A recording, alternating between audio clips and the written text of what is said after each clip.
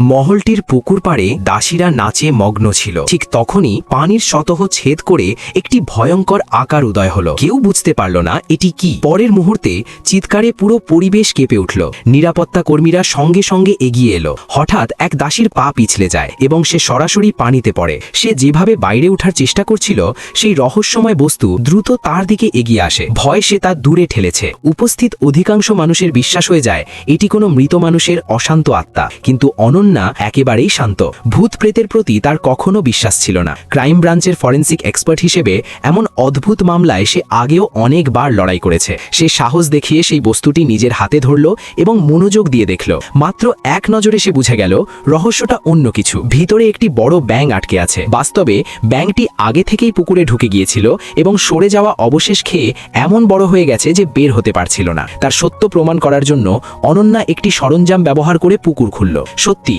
পরের মুহূর্তে একটি বিশাল ব্যাঙ লাফ দিয়ে বেরিয়ে গেল। এরপর সে ব্যাঙের ঘাড়ের ভাঙা হাড়ের অংশ মনোযোগ দিয়ে দেখল এবং আন্দাজ করল যে শরীরের বাকি অংশ এখনো পুকুরের গভীরে লুকিয়ে আছে। তখন দরবারের কর্মকর্তা বিক্রম বলল, রাজমহলে এমন কিছু পাওয়া এখন শনি বা অসুবিধার পূর্বাভাস। এটি প্রশাসনের কাছে হস্তান্তর করা উচিত। কিন্তু অনন্যা স্পষ্টভাবে অস্বীকার করল। সে নিশ্চিত যে ঘটনা এত সরল নয়। মহলের নিরাপত্তা অত্যন্ত কঠোর। প্রতিটি আগমন প্রস্থান রেকর্ড করা হয়। অর্থাৎ মৃত ব্যক্তি কোনো বহিরাগত হতে পারে না। আর যদি তা হয়, তাহলে খুনি এখনও এই মহলে উপস্থিত। মহারানীর প্রিয় সেবিকা সিয়া এই কথায় খুশি নয়। সে গার্ডদের নির্দেশ দিল যে বস্তুটি সঙ্গে সঙ্গে ছিনিয়ে নিতে হবে।